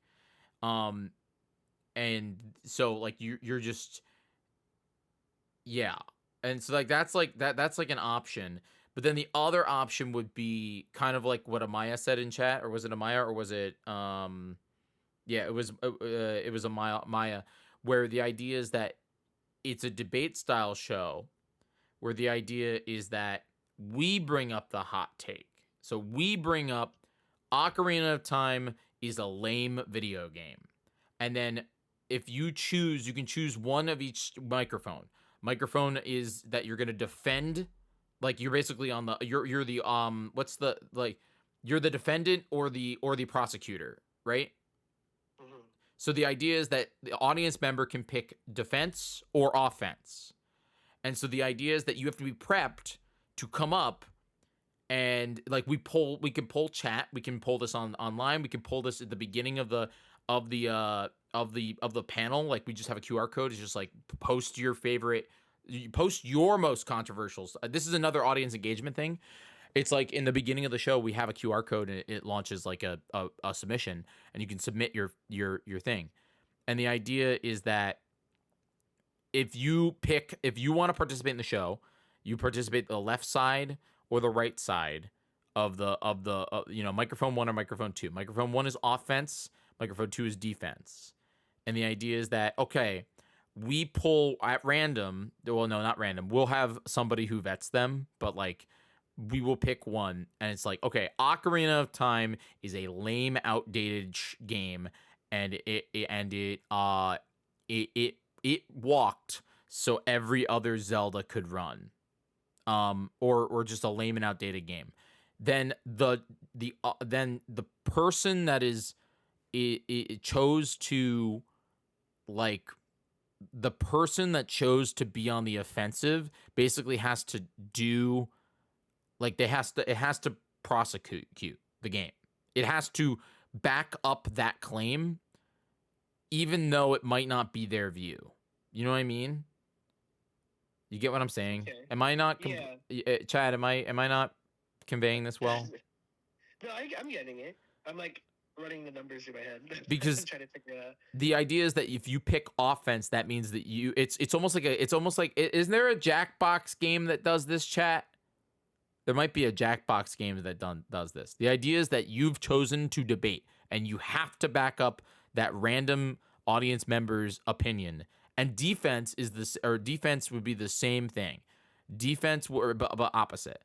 The idea is that I like that. I do like that because of the fact that it makes it so people that might not be, because let's be honest, if you're going to a gaming convention or any sort of convention that brings nerds in, there's going to be people that are not socially capable of going up to a mic and saying something in front of potentially hundreds of people. So it would lower. It would. I feel like it would increase the amount of hot takes without like detracting from the people, because you're basically just like, oh, you can put an anonymous hot take, and then the rest of the people that are there who want to defend or be a prosecutor can also just be that, like, at random. Or yeah, I guess it would be like just like someone come up and be the prosecutor, someone come up and be the defender of these two hot takes or this hot take, and it would. There would still be a ton of options for hot takes though, and then I guess you could just award points based off of if it won or not, right? Yeah, the idea the idea behind points would stay the same, except not really, because the idea would be like it would be team offense and team defense. I don't know, like I don't know how we give away prizes. We might not give away prizes, but right. The idea be, and this could not just be like this could be Nintendo hot takes if we in the future too. It doesn't have to just be Zelda. It could be Mario. It could be whatever. It's just more of like I want to focus on Zelda first. But then the idea is that, like, I don't know, this would require like some like coding too, where it's like not coding, but like creating of a, like, I don't want an app. God, no, it would just be a web page, but it's like you could join team defense or team offense, red team, blue team pessimist versus team optimist, whatever the heck you want to call it. And so we can build that like rivalry in the audience and rivalry with chat. It could literally be a Google spreadsheet, or that's a form submission. Yeah, it would just be a You form have to make submission. a website. Yeah, it wouldn't. A form Yeah, submission. yeah. I don't know. I'm just thinking like, and then the idea is that, you know what I mean?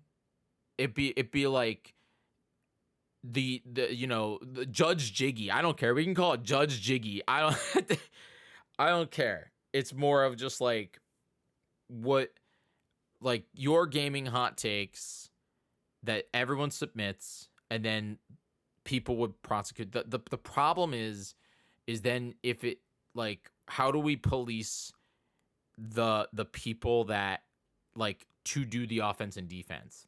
Would it be like we select an audience member every single round of it? Would it be like, raise your hand if you want to do the offense? Like, or, and then I think random audience selections work pretty well at panels. I feel I don't think I've throughout all the panels that I've been to where that happens, I haven't really seen any cases where it kind of didn't work out too well, because you have to be willing to be doing it. So if you're willing to go up there and do something, then of course you're probably not going to be like, oh, well, actually I don't really know anything about Zelda, so I'm just kind of here. I mean, like, you could still do that, but I guess there isn't really anything you could do against that. I wouldn't try to plan against that, but like, definitely, like, raise your hand for if you want to be a defender, and then like you or someone else that's on the panel would just come up and or go down and like randomly select someone. It would be like we reveal the hot take, and the hot take pops up on the screen, and it's just like, Skyward Sword is one giant MacGuffin quest, and it's not that fun. And then the idea is that we'd say, all right, who agrees with this? And and is like, who agrees and is willing to defend this statement? Everyone raises their hand. We do this really quick, and then like we point at them, they come up to the mic. And the same thing is, who is totally against this and who has a good argument why this is not true? They raise their hand and we bring them up. Yep, I think that would work just fine. There's absolutely going to be awkwardness. There's going to be people that suck, that think that they're going to do it. There's going to be people that come up and say, I've never played Skyward Sword, but then they lose, and then we move on as quickly as possible to the next round. Like, it is what it is, That could work. Honestly, I like this idea much more, in my opinion. I think this is better than, because the thing is like, you're right. That gives us a lot of hot takes. And then the idea is that, like, at the end of after the prosecution and the defense, we would just vote on the winner. you know, and that voting system would still be, it would be chat gets a vote, chat gets a vote, audience gets a vote, but we can make audience the same as chat, right? What if we got used like a web, like just a web page, and it was just a 2 big buttons, pick red, pick blue. I'm pretty sure they have that Buzzer website does that, chat. I don't know. I'd have to look. Or I could, you know, commission somebody to make a literal website that has a red and blue button that counts and resets after everything. And the idea being like everybody has a phone, so everyone can vote. Yeah. And then what would we do with our hosts? Because I want it to be 4 people. There are 3 hosts and me. So the idea is we have a panel of 3 judges and then myself. What would they do, and what was their integration? That's the hard part. Do they just get mega vote? No, because I don't know. Do they talk? Are they're the jury, but also the chat, and the chat would be the jury? Yeah, I mean. So it would be 4 votes, which means you need a tiebreaker. So Yeah, I get a vote. I get a vote. That's 5 votes. So they're the jury. There's definitely some more working for that, but I don't know. I wouldn't really know how to do something for the people. No, they're the jury. It's fine. I mean, yeah, they're the jury. So they're just like, I guess they're just part of chat or the audience. No, because the idea, think of it this way. The way that they have you have the 3 people sitting at the on the like they're the jurors. I'm the quote unquote judge, but not really. I'm just the host. Mm-hmm. And then the idea is that's 5 votes, because you have 4, because myself and 3 hosts, or three jurors, and then chat. Okay, so that instead of it being that the audience and chat is the one that votes on it, it would be the panelists. We all there'd be 4 points that are awarded to each. Okay. So the idea is that I can vote for prosecution or defense, and then the 3 others can also vote for prosecution and defense.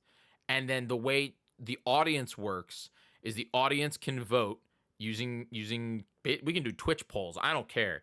It's just however I can get it, so then everybody can vote. And then whichever the majority votes for, they get 1 point. You know what I mean?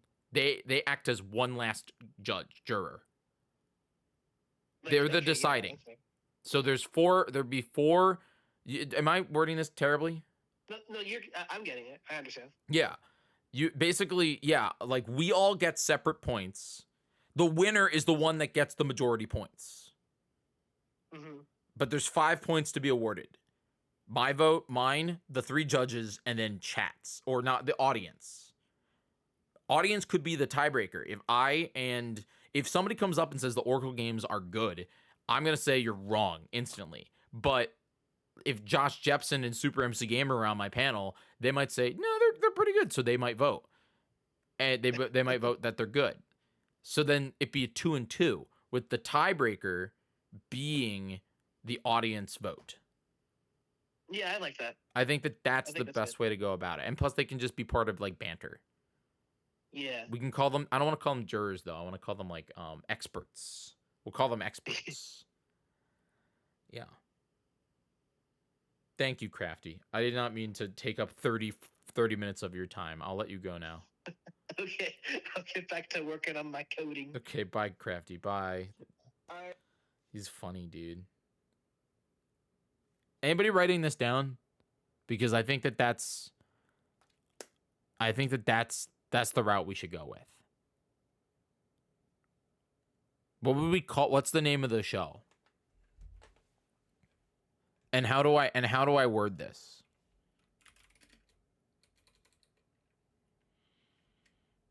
The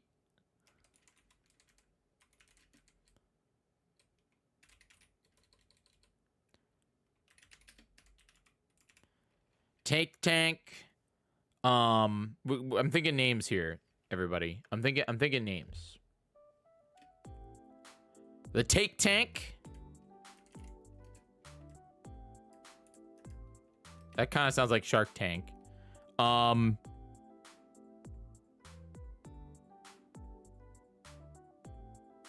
Game court.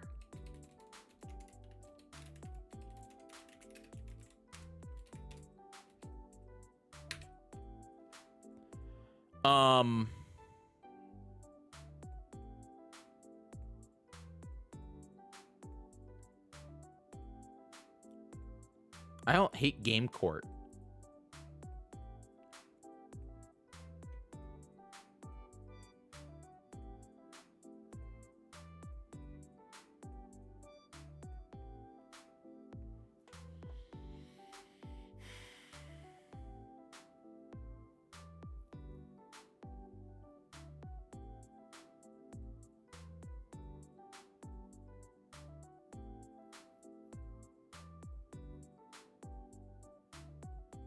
Anyone else have any ideas?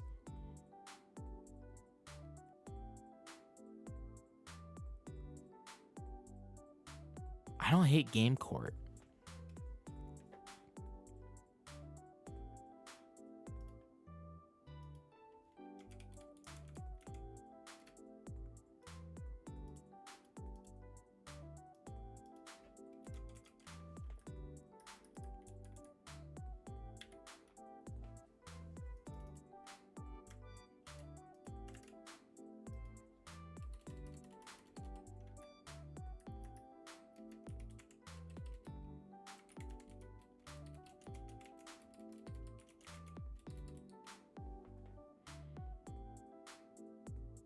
Okay, did I just bore everybody into leaving the show? We're still live, right?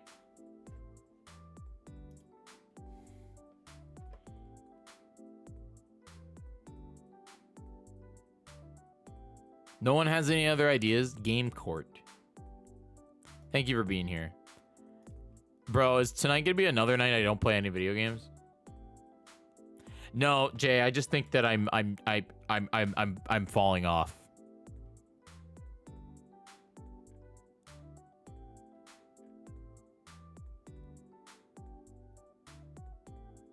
Game court is a shoe.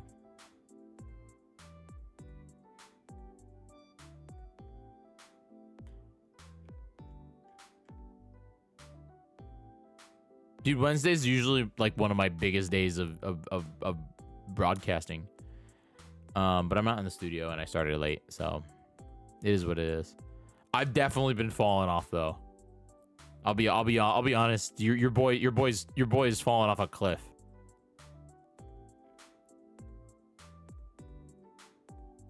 Game court.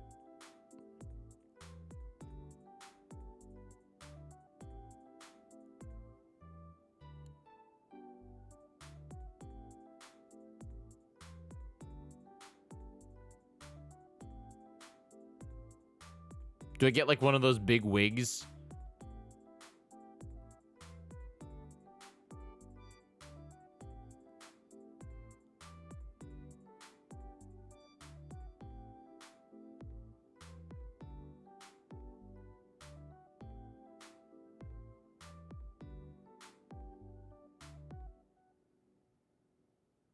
I think that that's the route, man. I think that that's the route.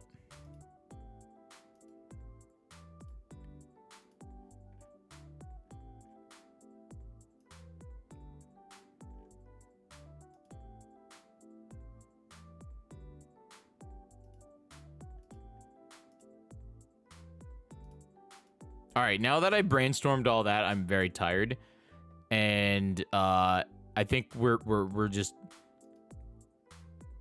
I don't know. I think I don't have the motivation right now, I guess, to stream. So I'm gonna wrap up. But I think we'll do a big show tomorrow. No, we won't. Maybe we'll stream tomorrow with MC, but I do want to do like IRL streaming and stuff. So maybe that'll like bring people back. But tonight was chill. It was cool to react. Do a quick 2-hour show. But I'm definitely a little tired. So thank you very much for hanging out with me tonight. You are incredible. I promise that once I'm in Thursday,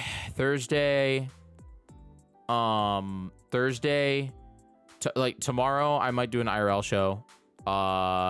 Friday, Saturday, and Sunday. I'm doing a show on Saturday, I think, with Laughing Boy, but I'm gonna be down helping for hurricane relief. So that's gonna be a lot of fun. And then we are back full time. We are back full live, probably Tuesday. Monday there might be another shorter show. Depends on what we're doing, but like full blast is Monday. I gotta get through Zelda, man, so then we can start Metroid Wheel. Cause God, I'm feeling the fall off. I'm feeling the lack of stream motivation. So I gotta do it. I want to just say thanks again for hanging out with me tonight. You guys are incredible. I will do my best to get folks kind of like back, you know. We just got to remind them that I exist, and that'll be good. I'll get out of my head here in a couple days. Okay? All right. Thank you very much. I appreciate you very much, and have a great night. Okay?